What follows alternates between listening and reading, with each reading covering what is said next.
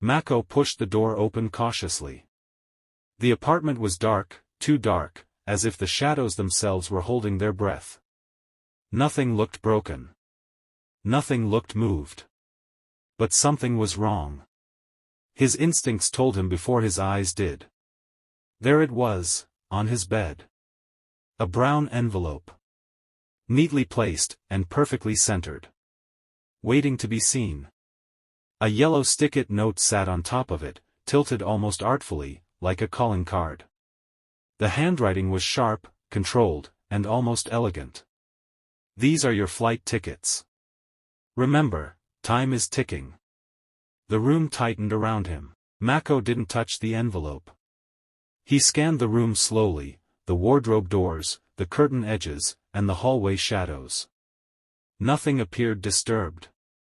But the message was clear: someone had been here.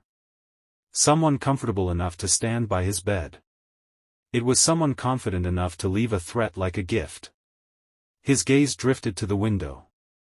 Just for a second. The glass was slightly ajar. He knew he hadn't left it that way. He swallowed the rising panic, stepped back without a sound, and left the apartment with the same care someone might use escaping a bomb with a loose trigger. Flashback, 6 days earlier. Like a hunter in the city. London's cold had a way of sharpening everything, the lights, the sounds, even the danger. Alaksandar felt at home in it. For days he had watched the two men the London contact had identified: Macko, quiet, observant, desperate for a break. Todd, bold, restless, big dreams wrapped in bravado. He followed them through crowded streets and empty ones. He watched them in cafes, in the basketball hall, and in the cab ranks. Alaksandar listened as they complained about life, about money, and about chasing a miracle that never seemed to come. They were perfect match for the job. And perfect because their dreams made them predictable. Every night, he wrote reports. Every morning, he reviewed surveillance logs sent from his contact in London. Then came the final step. On the 5th night, while Macko slept, 2 specialists slipped into the underground car park where the black cab was stored. They were ghosts, in and out within minutes.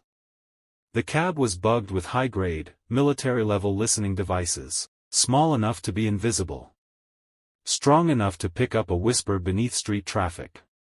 By dawn, Alaksandar had access to every conversation Macko had, and every doubt, every sigh, every hint of desperation. And on the 6th day, he made his move. He stepped off the pavement and raised a hand casually as Macko's cab approached. Macko pulled over, unaware his entire world had already been opened like a book. When the door opened and Alaksandar slid inside, he offered a polite nod, the kind a stranger gives when asking for a simple ride. But beneath that nod, beneath the quiet, and beneath the accent softened for camouflage, the trap had already closed on Macko and Todd. The city felt colder than usual, as if London itself sensed what was unfolding. Macko waited beneath the dim street lamp behind the old boxing gym, the same place he and Todd used to escape trouble when they were 17. Tonight, the trouble came looking for them. Todd appeared from the shadows fast, his hoodie up, hands shaking violently despite his forced swagger. His voice exploded before his feet even fully reached Macko. "They burned my apartment, bro, did you see it?" Todd's words cut the air like broken glass. "My whole life, gone. And it ain't even been 10 minutes since I told the bastard to fuck off." Macko flinched. Not from Todd. But from the reminder of the pictures he'd seen of his own family. "Todd, please listen," Macko said. "No." Todd barked, grabbing Macko's collar. "You listen. I ain't doing this. I'm done, man. They want some courier to deliver their stuff. They picked the wrong man." Macko pulled Todd's hand off him firmly. And in that moment, something shifted between them. Macko's voice was low, steady, the kind a man uses when the fear has already soaked too deep to show. "They were in my apartment." Todd froze. "What do you mean?" Macko nodded once. "And showed him. The envelope, the note, and tickets. A long, heavy silence sat between them. For the first time in years, Todd, the loud one, the fearless one, looked genuinely afraid. "Bro, what have we been pulled into?" Macko exhaled shakily. "Something we can't walk away from." Todd swallowed. Then his phone buzzed. Another text. No words, just a picture. His burnt apartment. A firefighter holding up a melted photo frame, Todd hugging his mother last Christmas. Under it, a new message popped up: "Flight departs 10:35 a.m. Both of you. Newark. No delays." They both looked at each other. There was no choice left. By next morning, just 14 hours left, Macko's flat smelled of fear, sweat, and the faint trace of cologne from the intruder. Todd stood in the doorway clutching a backpack like it was a lifeline. Neither of them spoke at first. Only the hum of the city filtered in through the cracked window. Finally, Macko opened the brown envelope. It was 2 passports, 2 boarding passes, and 2 new identities. And a final note: "Do not pack luggage. Do not alert anyone. Everything required for the journey will be provided." Todd scoffed nervously. "They're running this like a military op." Macko didn't respond. He was staring at the black suitcase on his living room table like it was alive.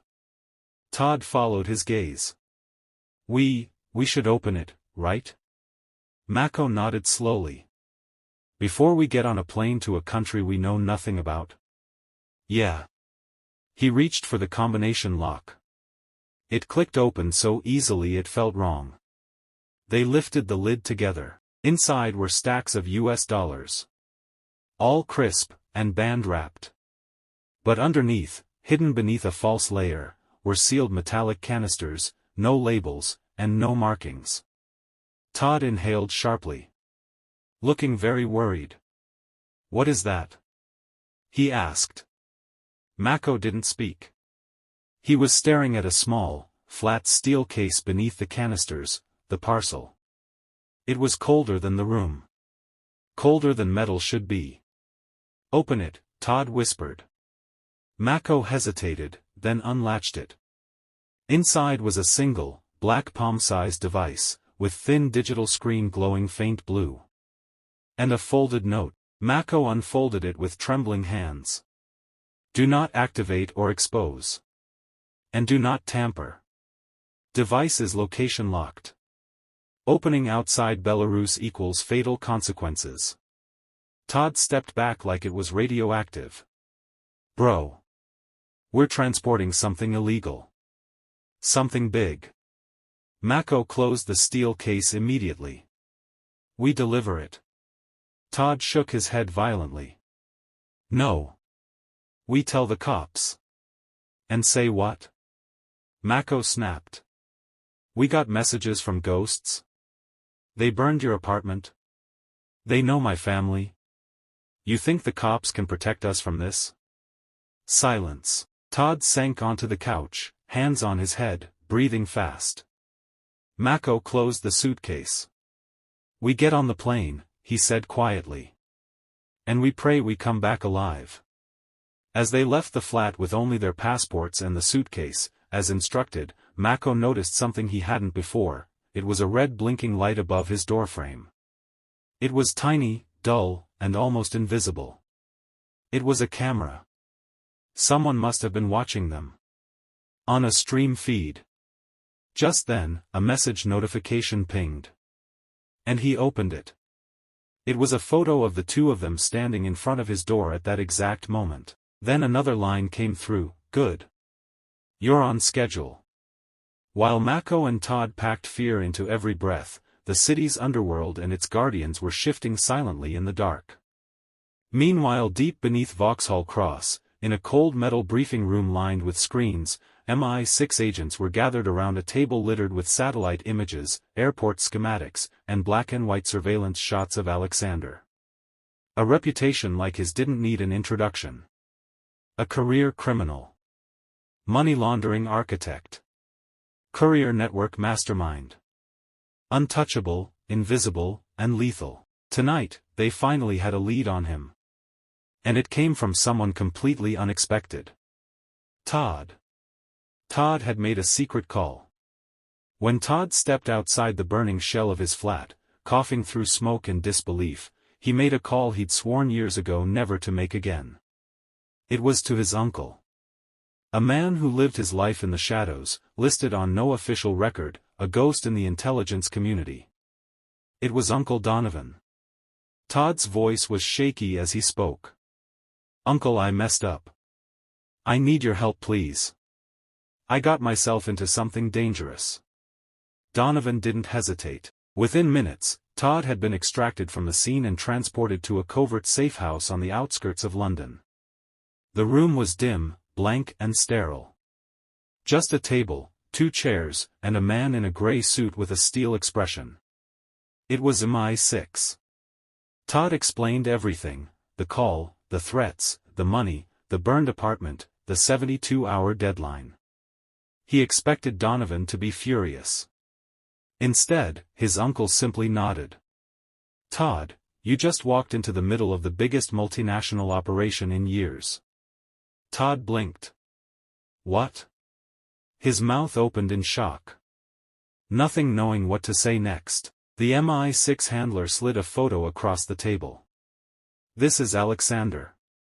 He is on our most wanted list. And you, and your friend, are now directly inside his courier channel. This is the closest we've ever been."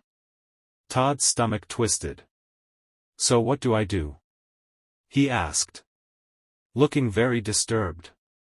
The handler leaned in. "You play along. You follow every instruction they give you. And you don't tell your friend anything." "Not yet." Todd clenched his fists. "What about Macko?" The handler's voice was flat. "If he knows, he's dead. If you slip, you're dead. If we move too early, thousands more could die. Do you understand the stakes?"